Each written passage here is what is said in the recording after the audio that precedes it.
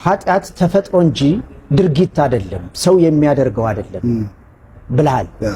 ግልጽ ማድረግ ትችላለህ? እውነት ነው። ኃጢአት ተፈጥሮ ነው። እሺ፣ ወይንም በድርጊት የመጣ ነገር ሳይሆን አንድ ሰው ገና ሲወለድ ከመወለዱ በፊት የሆነው ነገር ነው። እንደዛ ስለሆነ በድርጊት ሊቀይረው አይችልም። ስለዚህ መልካም የሚያደርጉ ሰዎች አሉ። መልካም የሚያደርጉ ሰዎች ንጹህ አይደሉም። ተፈጥሯቸው እስካልተቀየረ ድረስ በፍጹም ንጹህ መሆን አይችሉም። ልክ እንዳሁን እኮ አልኩ እኮ ኃጢአት ተፈጥሮ ነው አልኩ። ተፈጥሮ ነው ካልኩ ባህሪ አይደለም። ባህሪ ከሆነ የሆነ ቦታ የለመዱት ነው፣ ወይም ካደጉ በኋላ ያደጉበት ማህበረሰብ ያዩትን ነገር ያደረጉት ስህተት ነው የሚሆነው። ተፈጥሮ ከሆነ ግን ከመወለዳቸው በፊት የሆኑት ነገር ነው። ስለዚህ እሱን በመልካም ድርጊት መቀየር አትችልም። እንዴት ሰው ከመወለዱ በፊት ኃጢአተኛ ይባላል? እስኪ መጽሐፍ ቅዱስ ላይ አንብብልኝ። መዝሙር ምዕራፍ 51 ቁጥር 5 ላይ አንብብልኝ። ቁጥር 5 እነሆ በአመጽ ተጸነስኩ። ተመልከቱ ምን እንደሚል። እነሆ በአመጽ ተጸነስኩኝ፣ እናቴም በኃጢአት ወለደችኝ። እናቴም በኃጢአት ወለደችኝ። አሁን እዚህ ጋር እንደምታዩት እነሆ አለና በአመጽ ተጸነስኩ። አሁን የልጅ ገና ወደዚህ ዓለም አልገባም፣ ጽንስ ላይ ነው ያለው። ስለሱ ሲናገር ግን በአመጽ ተጸነስኳል፣ ከዛ በኃጢአት ተወለድኩ።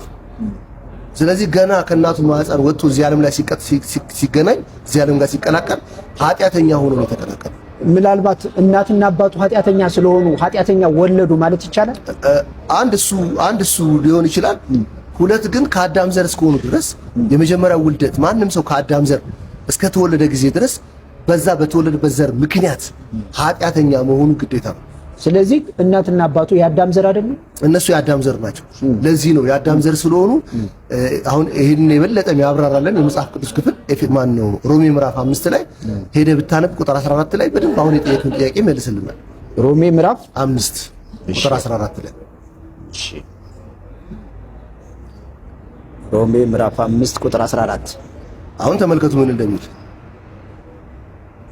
እሺ፣ ቁጥር 14 እንደዚህ ይላል፣ ነገር ግን በአዳም መተላለፍ ምሳሌ ኃጢአትን ባልሰሩ ላይ እንኳ። አሁን ተመልከትን፣ ከአዳም ጀምሮ አሁን ከላይ ከመጀመሪያ አንብቦ ነገር ግን በአዳም መተላለፍ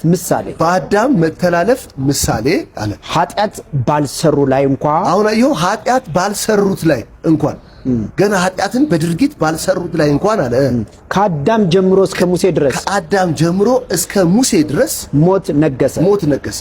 አየሁ ኃጢአት ባልሰሩት ላይ እንኳን ኃጢአትን በፍጹም በድርጊት ባልከወኑት እንኳን ከአዳም የተነሳ ምን ሆኑ ይላል? ኃጢአተኛ ሆኑ። እዚህ ላይ ኃጢአትን ባልሰሩት ላይ እንኳን አየህ ከአዳም የተነሳ እዚህ ላይ አሁን ከአዳም እስከ ሙሴ ብሎ ነው። ለምንድን ነው ከአዳም እስከ ሙሴ ያለው? እስከ ሙሴ ብሎ አሁን ከዛ በኋላ ህጉ ሊመጣ ነው። ህጉ ይመጣና በህጉ መሰረት ደግሞ ጀጅ ሊደረጉ። ስለዚህ ከህጉ በፊት ኃጢአተኛ ነበሩ ማለት ነው። ኃጢአተኛ ነበሩ ግን ኃጢአት መሆኑ የሚገለጠው ህጉ ሲመጣ ስለነበረ ኃጢአተኛ መሆናቸውን አንዳንዴ ኮንሽስ አይሆኑ። ምናልባት ከአዳም እስከ ሙሴ ድረስ ኃጢአት ነበረ፣ አልተገለጠም እንጂ ነበረ።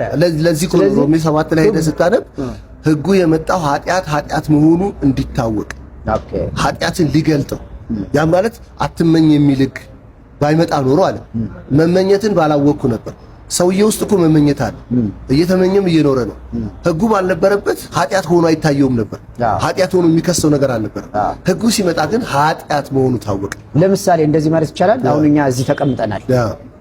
እዚህ ጋር መቀመጥ ክልክል ነው የሚል ህግ ስለሌለ ምንም አይነት የኃጢአት ስሜት ወይም የወንጀል ስሜት አይሰማንም። ልክ ህጉ አሁን የዛ አይነት ባህሪ ነው ያለው። አየህ ህጉ አሁን በተፈጥሮ ሲያደርጓቸው የነበሩ ድርጊቶችን ኃጢአት ናቸው። ድርጊታቸው ብቻ ሳይሆን አሁን እያነበብን እንዳለነው ደግሞ ማንነታቸው ራሱ ኃጢአት ነው። ለምን እናቴ በአመፃ ጸነሰችኝ ያለ በኃጢአት ተወለድኩ። ስለዚህ ገና አንድ ሕፃን ልጅ ከእናቱ ማህፀን ወጥቶ እዚህ ምድር ላይ ወደዚህ ምድር ሲቀላቀል ኃጢአተኛ ነው። እንዲህ ማለት ይቻላል ፓስተር። አዳም ልጅ የወለደው ኃጢአት ከሰራ በኋላ ነው።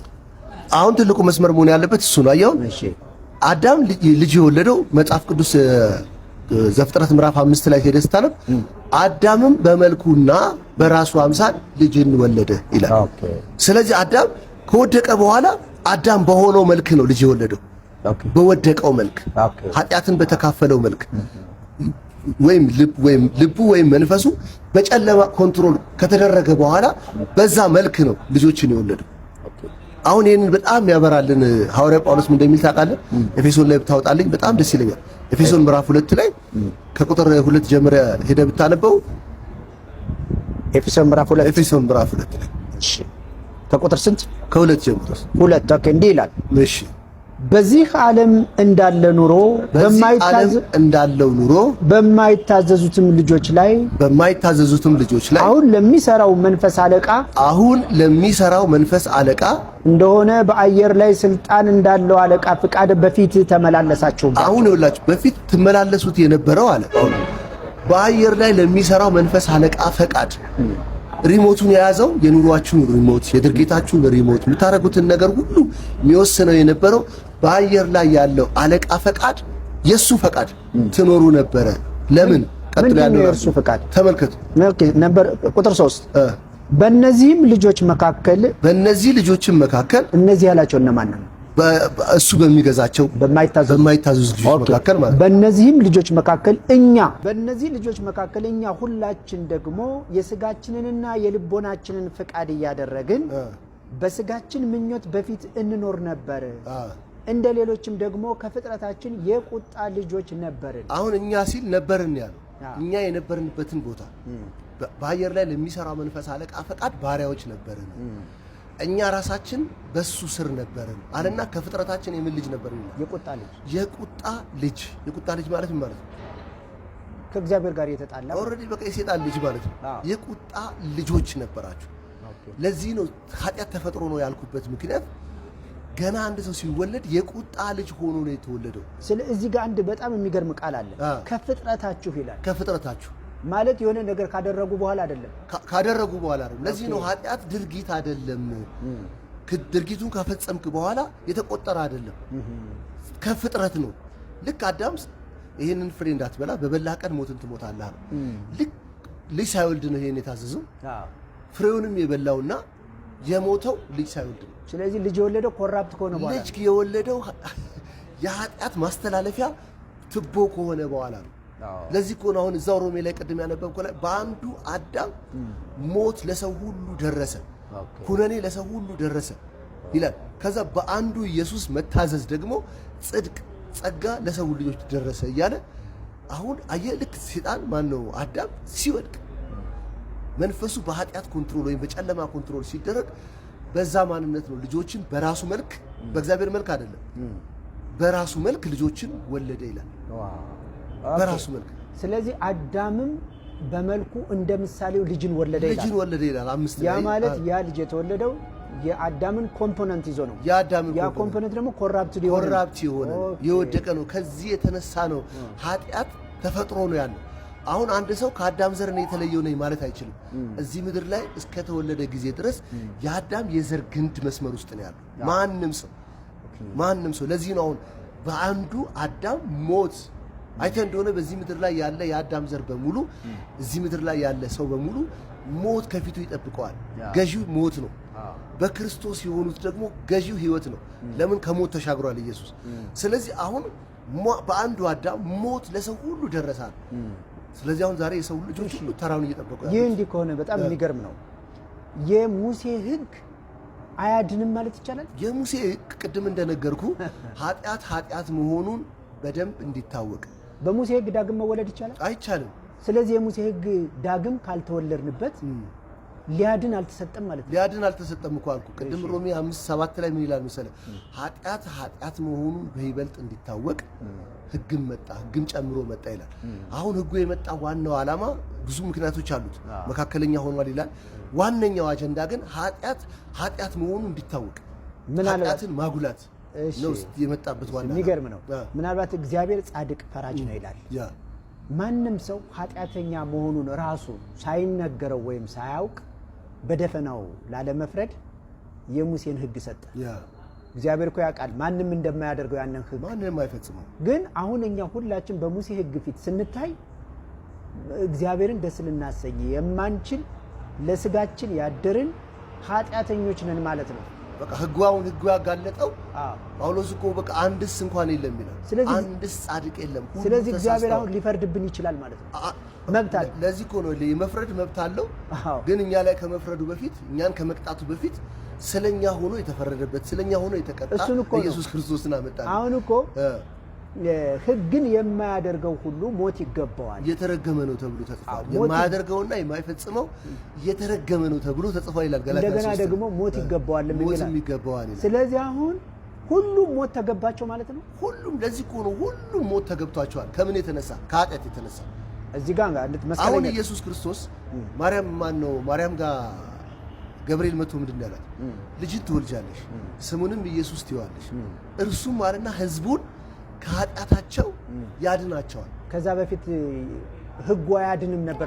አንድ ሰው እኮ ለዚህ ነው ሁሉም ተሳስተዋል፣ በአንድነት የማይጠቅሙ ሆነዋል። አንድስ እንኳን የለም። ስለዚህ አሁን ጳውሎስ አሕዛብንም ከኃጢአት በታች እንደሆኑ ከሰሳቸው፣ አይሁድንም ከኃጢአት በታች እንደሆኑ ከሰሳቸውና አሁን ሁሉ አፍ ይዘጋ ዘንድ ምላስ ሁሉ በእግዚአብሔር ፊት ጸጥ ይል አለና እግዚአብሔር በክርስቶስ ኢየሱስ ያመጣውን የጸጋውን በረከት መናገር ጀመረ እንጂ ሕጉ አንድን ሰው ያጸደቀ የለም። አንድን ሰው ሕጉን ስለፈጸመ ተብሎ ሽልማት ያገኘ አንድ ሰው የለም። ስለዚህ ኃጢአት ተፈጥሮ።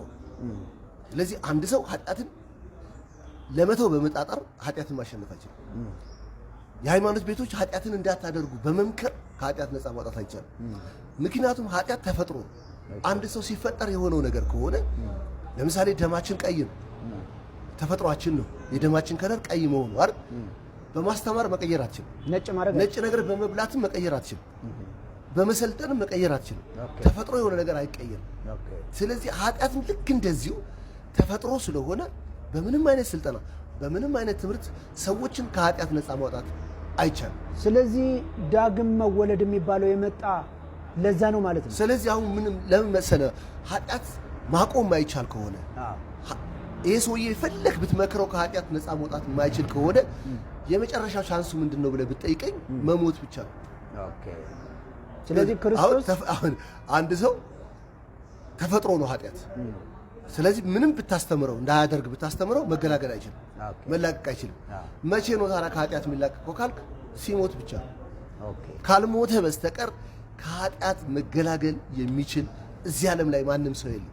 ለዚህ ነው ኢየሱስ ክርስቶስ ከአዳም ዘር ለተወለዱ ሁሉ መፍትሄ አድርጎ ያመጣው ሞትን። ከክርስቶስ ጋር መሞት አለብን።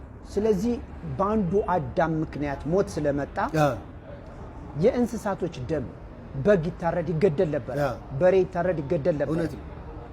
እነኚህ ግን ሰው ለሰራው ኃጢአት መድኃኒት መሆን አልቻሉ። ስለዚህ ሰው ለሰራው ኃጢአት ሰው ነው መሞት ያለበት ማለት ሰው ነው መሞት ያለበት።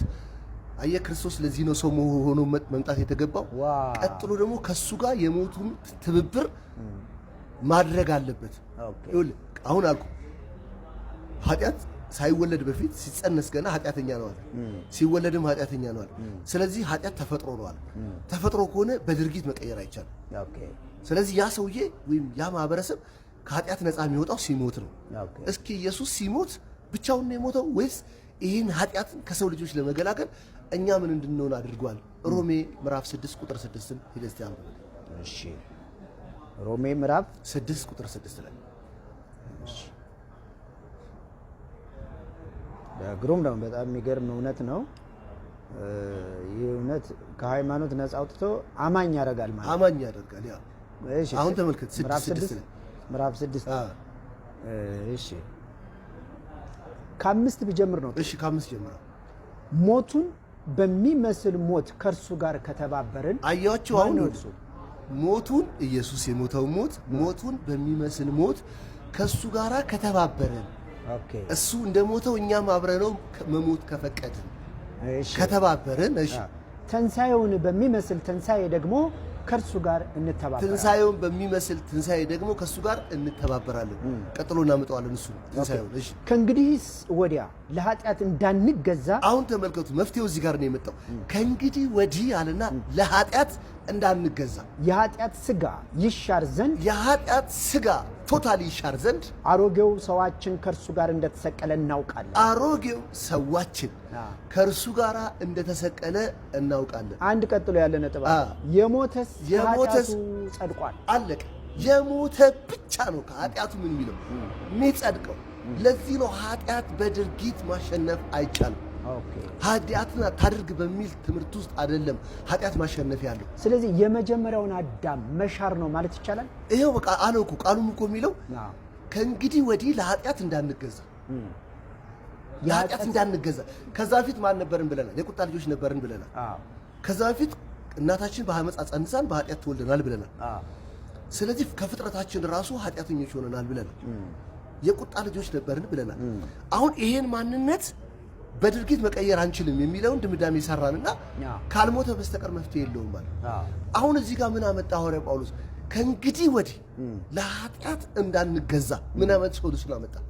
የኃጢአት ስጋ ይሻር ዘንድ አሮጌው ሰዋችን ይሄ የኃጢአት ሰዋችን የኃጢአት ስጋ ይሄ አሮጌው ሰው ከክርስቶስ ጋር እንደተሰቀለ እናውቃለን።